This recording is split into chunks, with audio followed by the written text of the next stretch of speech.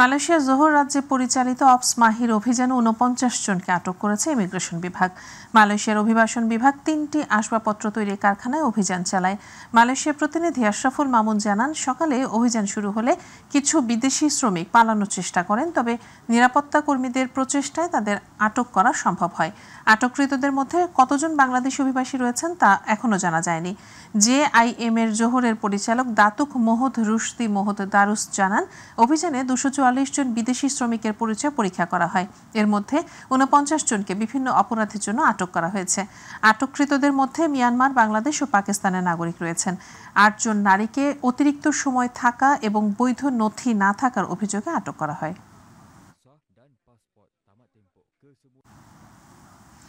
প্রতি বছরের মতো এবারও দাম্মাম ফয়সালিতে বাংলাদেশ সোসাইটি ও বাংলাদেশ কমিউনিটির উদ্যোগে পিঠা উৎসব অনুষ্ঠিত হয়েছে।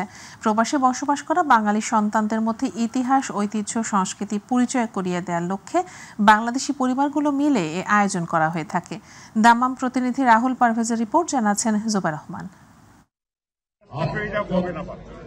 সৌদি আরবের দাম্মামে ঋতুরাজের দেখা না পেলেও নতুন প্রজন্মের কাছে দেশের সংস্কৃতি ঐতিহ্যকে তুলে ধরতে চেষ্টা করা হয়। দাম্মামে বসবাস করা প্রবাসী বাংলাদেশি পরিবারগুলো বাসন্তী সাজে বাংলাদেশ সোসাইটি ও কমিউনিটিতে পিঠা উৎসবের আয়োজন করে।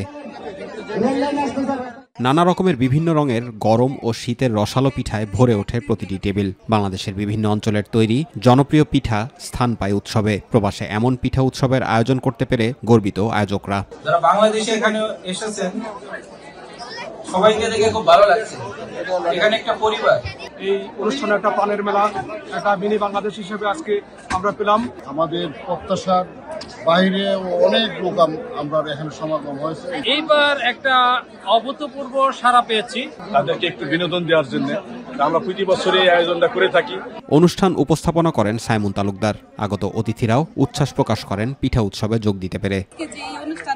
উপভোগ করলাম, খুব ভালো লাগলো আমাদের কাছে। বাংলাদেশের হাজার হাজার মানুষ যারা ফ্যামিলি নিয়ে আছেন প্রত্যেকে পিঠা উৎসবে উপস্থিত হয়েছেন। বাংলাদেশের 64 জেলার প্রত্যেক অঞ্চলের থেকে সুন্দরভাবে ওনারা বিভিন্ন রকমের পিঠা বানিয়ে নিয়ে আসছে। বিদেশের মাটিতে দেশীয় পিঠা উৎসবকে কেন্দ্র করে সবার কাছে একটি দিন হয়ে উঠেছিল এক টুকরো মিনি বাংলাদেশ। পিঠা উৎসবে সৌদি আরবের বিভিন্ন প্রদেশ ছাড়াও অতিথিরা আসেন জেদ্দা, রিয়াদ, আল হাসা, আল জুবাইল থেকে।